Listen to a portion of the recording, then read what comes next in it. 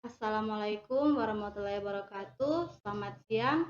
Terima kasih atas kesempatan yang diberikan kepada kami selaku kelompok 3, di mana kami akan mempresentasikan sebuah materi untuk memenuhi tugas dari mata kuliah riset operasional. Di kelompok 3 kami terdiri atas 13 orang. Ini adalah teman-teman saya yang terdiri di kelompok kami. Pada saat ini kami akan membahas suatu materi tentang teori permainan atau game teori. Pengertian teori permainan. Teori permainan atau game teori adalah suatu pendekatan matematis untuk merumuskan suatu persaingan dan konflik antara berbagai kepentingan.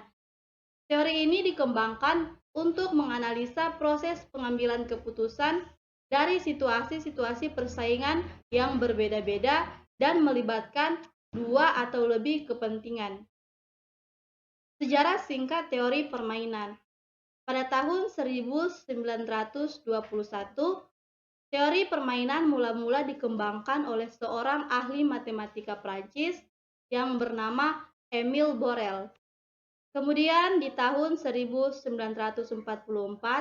teori permainan dikembangkan oleh dua orang yang bernama John von Neumann dan Oskar Morgenstern, di mana mereka mengatakan bahwa teori permainan ini adalah alat untuk merumuskan perilaku ekonomi yang bersaing, dan aplikasi dari teori permainan ini sudah digunakan dalam dunia nyata, terlebih khusus di tahun itu digunakan di bidang kemiliteran. Kemudian pada tahun 1994, teori permainan berlanjut hingga dewasa ini. Dan pada tahun itu juga ada 3 orang yang menerima penghargaan atau hadiah Nobel di bidang ekonomi, yaitu John Harsanyi, Jonas, dan Reinhard Selten. Mereka menerima penghargaan dari The Royal Swedish Academy of Science. Ini adalah sejarah singkat dari teori permainan. Baik, selanjutnya kita masuk ke penjelasan latar belakang dari teori permainan. Untuk teori permainan sendiri adalah sebuah studi mengenai bagaimana cara merumuskan strategi yang optimal dalam suasana konflik, yang disebabkan karena kompleksitas pendekatan matematika dan teori permainan. Maka suplemen ini terbatas pada 2 orang dan tidak ada permainan lainnya atau zero-sum games. 2 orang pemain dapat memungkinkan 2 orang atau 2 kelompok dapat terlibat dalam permainan.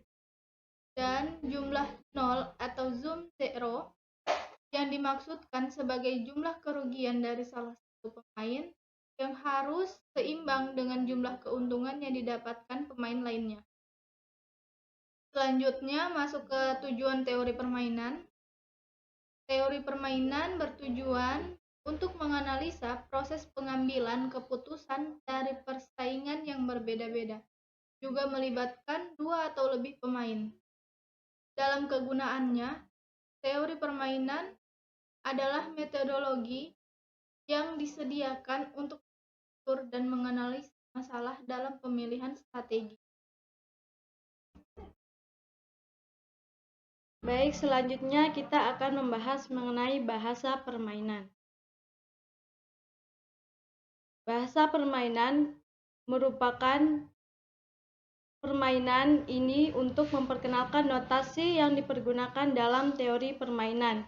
Kita mempertimbangkan satu permainan sederhana. Jadi, bahasa permainan diciptakan bertujuan untuk memperkenalkan notasi yang akan digunakan dalam teori permainan, sehingga orang yang terlibat dalam permainan tersebut dapat mempertimbangkan permainan sederhana tersebut dan mudah untuk memahaminya. Saya akan melanjutkan pembahasan mengenai bahasa permainan. Dalam bahasa permainan ini terdapat matriks payoff. Jadi matriks payoff adalah matriks yang terdiri dari elemen-elemen, di mana elemen ini merupakan matriks yang jumlah nilainya harus dibayarkan dari pihak pemain yang kalah kepada yang menang pada akhir suatu permainan. Angka positif dalam tabel menunjukkan bahwa tuku X lah yang menang dan Y kalah. Angka negatif berarti tuku Y menang dan X kalah. Karena bahwasanya pemain yang kalahlah yang akan mentransfer nilai ke pemenang. Selanjutnya kita masuk dalam pembahasan mengenai kriteria minimax. Kriteria minimax itu didasarkan dari konsep kehilangan kesempatan. Menurut Savage, kriteria minimax yaitu pengambilan keputusan akan kehilangan kesempatan atau suatu penyesalan apabila menghadapi kejadian yang tidak pasti, sehingga alternatif yang dipilih untuk menghasilkan payoff yang lebih kecil dari payoff maksimum yang mungkin bisa dicapai untuk kegiatan tak pasti tersebut. Payoff yaitu imbalan atau harga yang harus dibayar oleh pihak yang kalah. Selanjutnya kita masuk dalam tabel kriteria minimax atau biasa disebut saddle of coin. Nilai minimum yang diambil dalam saddle coin adalah angka 3 karena nilai payoff yang paling kecil. Kriteria minimal yang kecil juga 3. Jadi minimum of maksimum yang diambil juga 3 karena dari maksimum. Angka min 2 tidak diambil sebagai maksimum of minimax karena dia bernilai negatif. Ya, selanjutnya saya akan membawakan yaitu strategi murni. Strategi murni yaitu pemain yang akan memaksimumkan akan mengidentifikasikan strategi yang optimumnya dengan menggunakan kriteria maksimin. Sedangkan pemain yang akan meminimumkan akan mengidentifikasikan strategi optimumnya dengan menggunakan kriteria minimax. Maka permainan telah terpecahkan. Pada saat nilai saddle point ditemukan, maka strategi masing-masing pemain harus mengikuti dan selalu akan jadi sama tanpa harus melihat strategi pemain lainnya. Saddle point adalah titik kondisi di mana kedua pemain sedang menghadapi strategi murni. Penyelesaian dilakukan dengan menggunakan konsep maksimin untuk pemain baris dan minimax untuk pemain kolom. Baik, selanjutnya saya akan membahas tabel strategi murni. Angka 6 adalah angka yang paling rendah dalam baris, paling tinggi di kolom. Jadi, saddle point akan mengambil pemain X yang akan memilih strategi X1 dan Y2 sebagai pemain Y. Melanjutkan strategi gabung. Pada saat tidak ada nilai saddle point, maka para pemain akan memainkan masing-masing strategi dengan presentasi dalam waktu tertentu. Pada strategi campuran, masing-masing pemain harus mengoptimalkan keuntungan yang diharapkan. Cara umum untuk menyelesaikan permainan untuk strategi campuran adalah dengan mempergunakan keuntungan yang diharapkan atau kerugian yang diharapkan.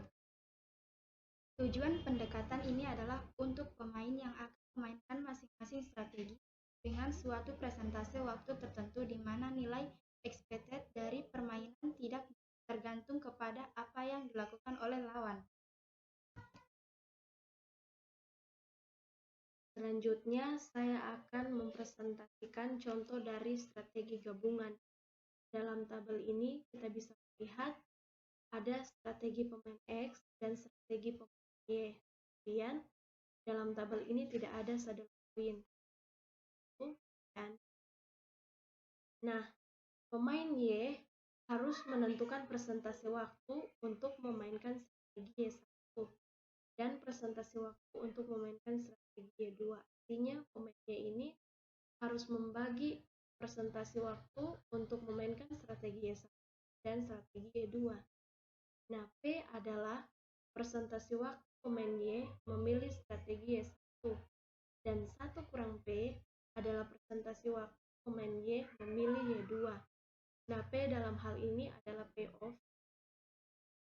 Kita harus memberi bobot payoff atau imbalan pada persentase tersebut untuk menghitung tingkat keuntungan yang diharapkan atau expected gain. Untuk masing-masing strategi berbeda dipilih oleh pemain. Selanjutnya kita lanjut Nah, jika pemain X memilih strategi X1, kemudian P adalah atau imbalan untuk Y dan 1 kurang P, presentasi payoff sebesar 2, seperti terlihat tabel di atas. Dengan cara yang sama, jika pemain X memilih strategi X2, kemudian P presentasi payoff Y 1 dan 1 P presentasi payoff 10, kalau nilai harapannya adalah bagi kedua pemain baik pun pemain Y. Selanjutnya contoh soal. Ini adalah tabel expected gain Y X1, X2, Y1 dan Y2. Kemudian ada expected value untuk pemain Y tidak lagi dipilih X. Artinya expected value pemain Y itu tidak tergantung pada strategi yang dipilih oleh pemain. Oleh sebab itu, untuk menyelesaikan masalah ini, kita membuat dua set expected gain sama sebagai berikut. Nah, ini adalah jawaban soal dari contoh ini. Nah, 4P tambah 2 dikali 1 kurang P itu sama dengan 1P ditambah 10 dikali 1 kurang P. 4P tambah 2 kali 1 itu 2, kemudian 2 dikali min P itu min 2P, sehingga hasilnya 4P ditambah 2 kurang 2P.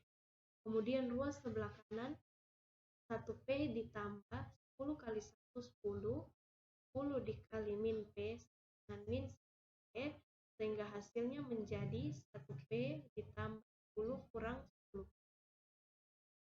Kemudian ruas sebelah kiri, karena ada variabel yang sama, jadi bisa kita kurangkan.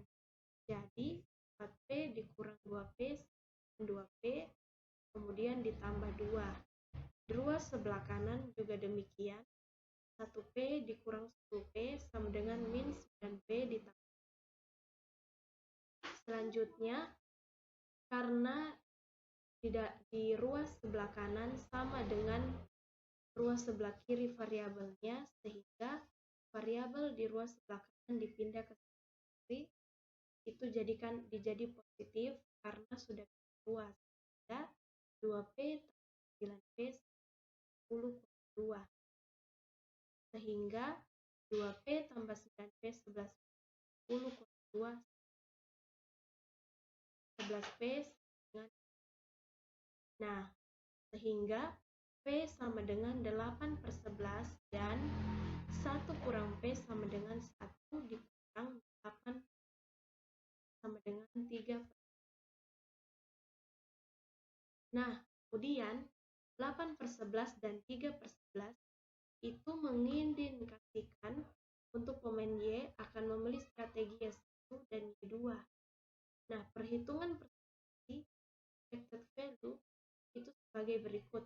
1P ditambah 10 dikali 1 kurang P dengan 1 dikali 8 ditambah 10 dikali 3 sama dengan 3,4. Nah, untuk melakukan analisis serupa untuk pemain X, katakanlah Q adalah persentase pemain X untuk memainkan strategi X1 dan 1 kurang Q adalah persentase memainkan strategi X2. Dengan menggunakan ini, kita dapat menghitung keuntungan yang diharapkan atau expected gain yang dikemukakan pada tabel di atas. Kita men-set sama ini.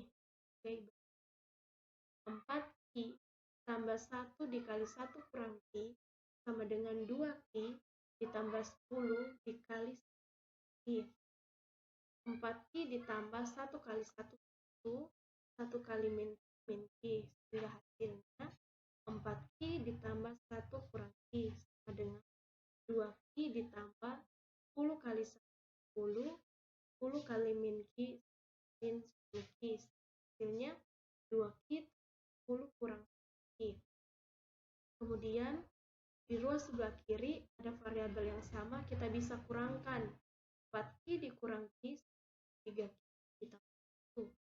Ruas sebelah kanan juga demikian, 2Q dikurang 10 itu sama dengan 8 ditambah 10.